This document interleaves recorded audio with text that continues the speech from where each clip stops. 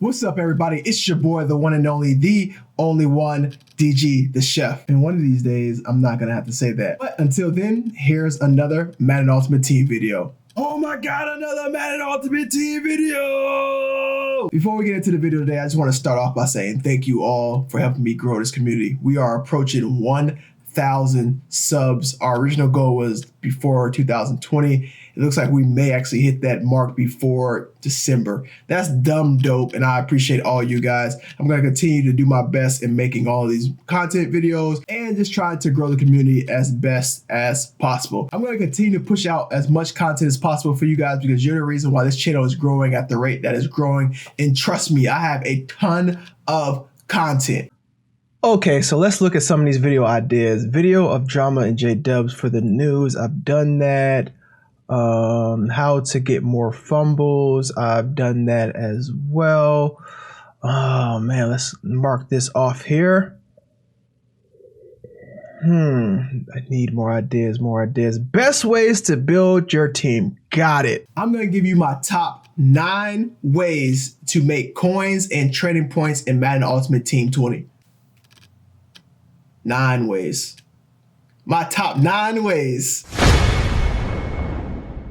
So Madden has done a good job this year, in my opinion, where they've tried to really combat the real money traders by making it only available to get trading points through cards. Now, that doesn't mean that real money traders aren't out there. It just means that you can't directly pay for trading points, which is how, of course, you upgrade and build your team. So there is a combination of things that you actually need to build your Madden team. It's a combination of time, either money, or skill. And since we don't use money on this channel, all we have is time and skill. So today I'm going to walk you through my top ways on how to build your team by just using time and skill. Well, let's look at this very technical chart that I drew for you guys. So as you can see over here on the left side of the chart, if you don't have a lot of skills, but you need a lot of coins, you are going to do it in a short amount of time by spending more than likely money. That's really the only way to get a lot of coins without actually having to spend time is money. And since we don't use money on this channel, that's not an option for us. So I want to try to keep you right in the middle of this graph. And the graph is basically telling you that you need time and a little bit of skill in order to actually make coins, which ultimately translate into trading points. But if you have a good amount of time and a lot of skill, you can make a lot of coins.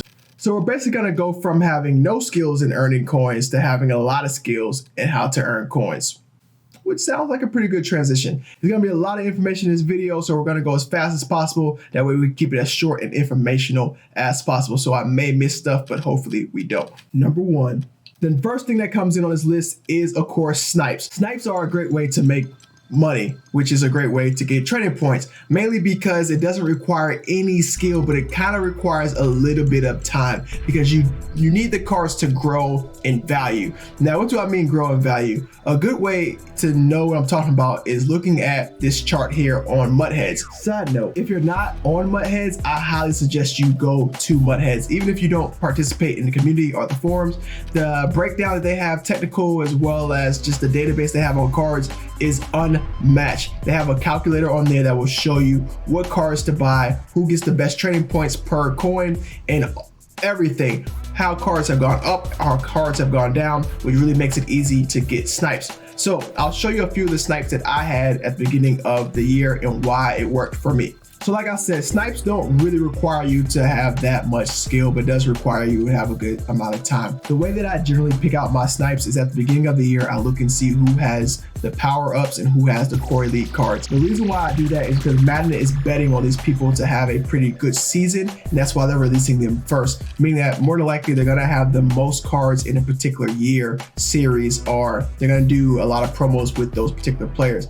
A good player to look at is Tom Brady, Tariq Cohen, Bobby Wagner, Earl Thomas. When they first came out, those were the first set of power-ups and core elites that we got, and then you saw them again in the Most Feared promo, in the Mud Heroes promo, and now Tom Brady in the Thanksgiving promo. These are normally good cards to hoard. You want to hold on to these players as long as possible and figure out when the market is down, buy them up, and then sell at the peak. So for me, I got Tom Brady when he was around 44,000 pop, and I just bought as many cards as I could. And as soon as he went well above that asking price when the promo was announced for Thanksgiving, I sold and made double my money.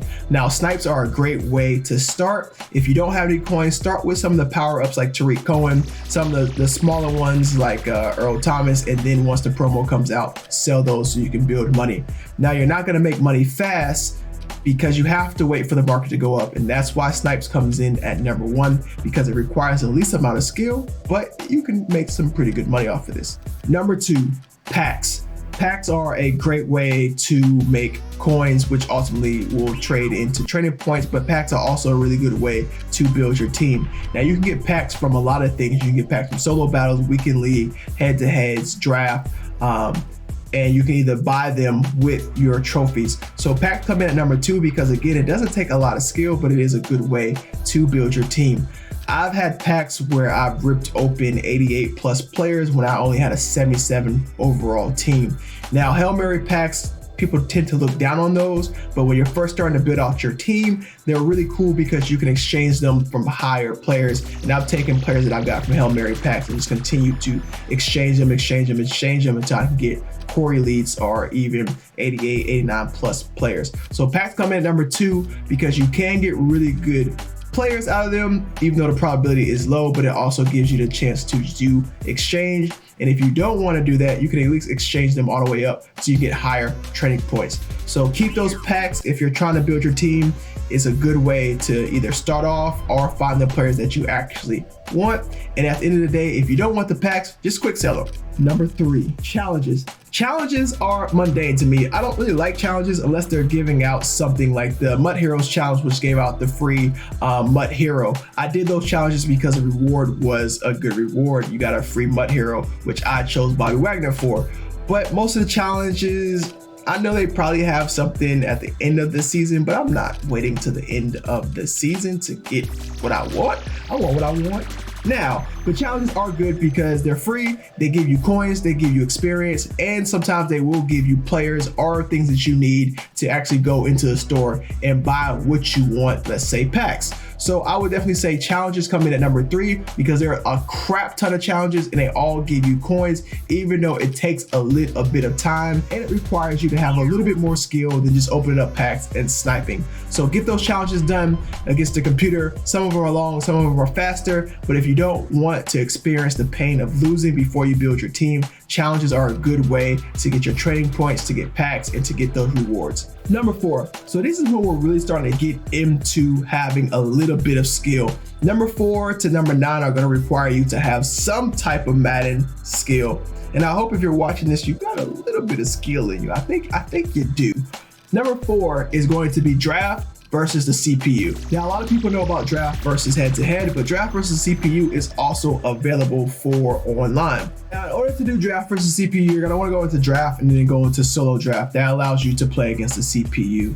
Now, it does require you to have a little bit of money, which is 9,000 coins, but that is the first tier of head-to-head drafts. You're gonna need a little bit of cash to start this, but at the end of the day, it does give you some pretty good rewards, and it's almost a guaranteed win, but it takes more time because the computer doesn't really quit. Now, I highly suggest that you just turn the clock on and run that clock down every chance you get to make the games go faster, and use the techniques that we use to beat some of these challenges against the computer in draft. Draft is really cool because it allows you to build your team and it puts you on an even playing ground with the computer, so you don't have to worry about the computer having a super team. You and the computer are going to be on an even playing field, so it's a good place to start building out your team. Now, some of the rewards for draft is really why you should play. If you get your 6 wins, which you absolutely should, you'll get double the amount that you spent, so you'll get your 9,000 back plus another 9,000, that's 18,000 coins. You'll get 3 Hail Mary packs and 2 midfield packs.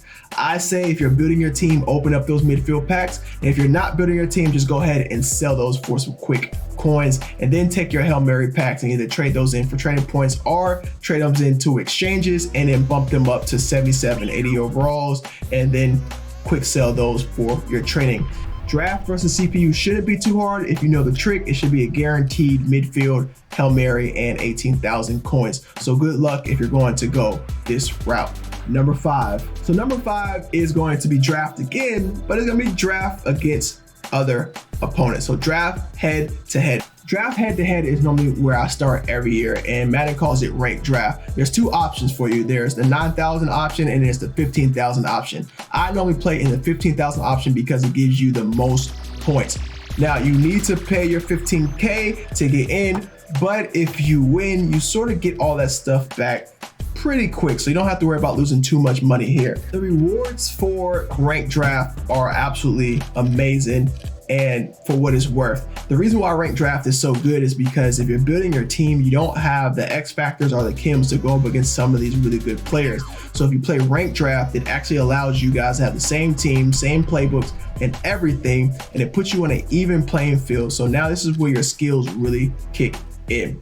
You'll see here on this chart, I won't go over everything, but you'll see some of the rewards for ranked draft. If you don't win any games, you get 9,000 back, and you still get 2 Hail Mary packs. So you're still gonna get some packs to open. You can, again, use those in sets or exchange those for some really small trading points.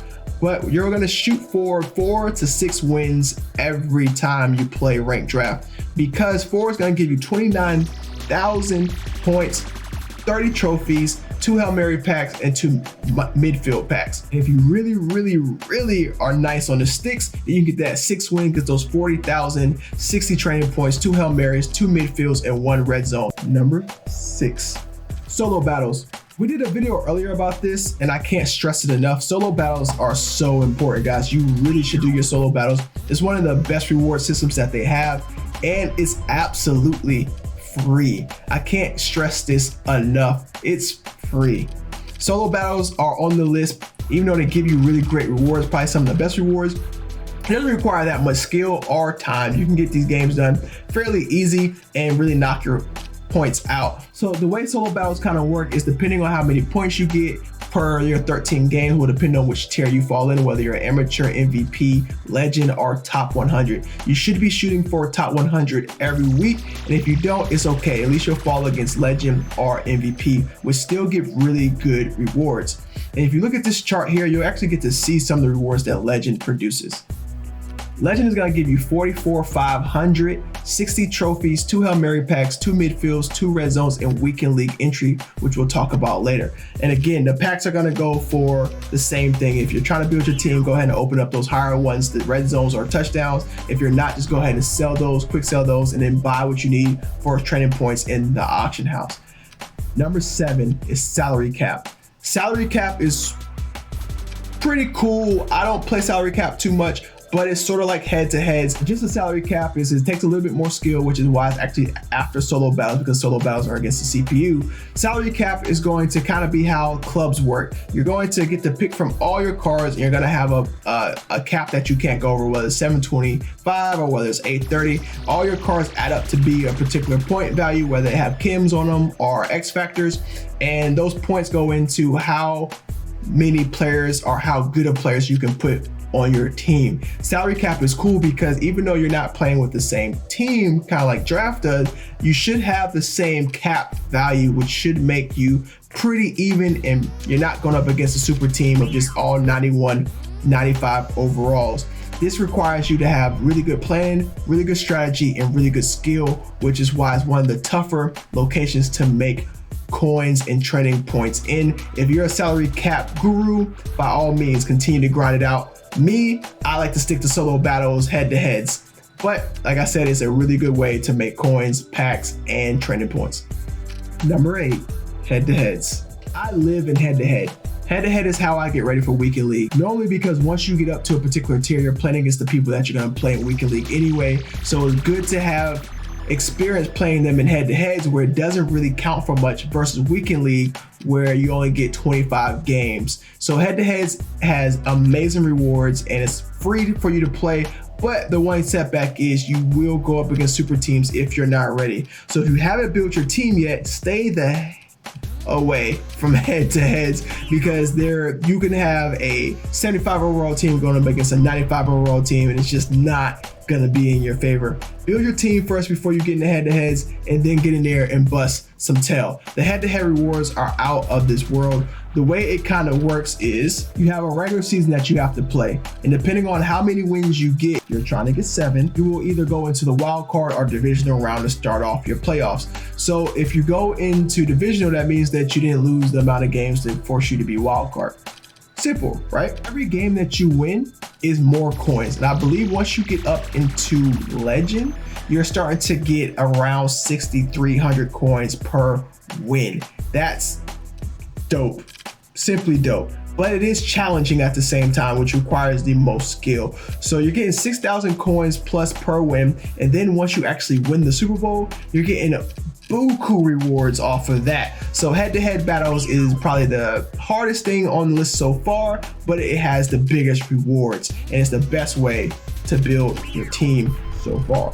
The final and number 9 on this list on how to build your team, how to get coins, and how to get training points is Wikileak. Now guys, if you haven't played in Wikileak, maybe you haven't qualified, maybe you haven't qualified because you haven't done your solo battles or head-to-heads, do your solo battles, do your head-to-heads, qualify for Wikileak and play even if you don't think you're gonna win, because Wikileak gives rewards every weekend and they give rewards every month. And even if you get 10 wins or 20 wins, 25 wins, however many wins you can get, you're going to get something out of Wikileak simply because you qualified. And if you're trying to build your team, I don't know anyone who's going to turn down free stuff. Wikileak is free, but again, you won't go up against any salary cap type of teams. You're gonna play against everyone who has their full potential team. So you will go up against super teams. And if you don't have one, it's gonna be tough for you, buddy. But Wikileak comes in at number 9 and the final thing on this list, mainly because of the competition, the time it takes to complete them, but the rewards you get back from them are amazing. You get monthly and weekly rewards, which can then go into your building your team with coins or training points if you're opening up those packs. Now, that is it. Those are my top 9 ways to build your team in Madden 2020 Ultimate Team. So I hope you guys enjoyed them. As always, it's your boy DJ the Chef. It's been love. It's always love. And we out.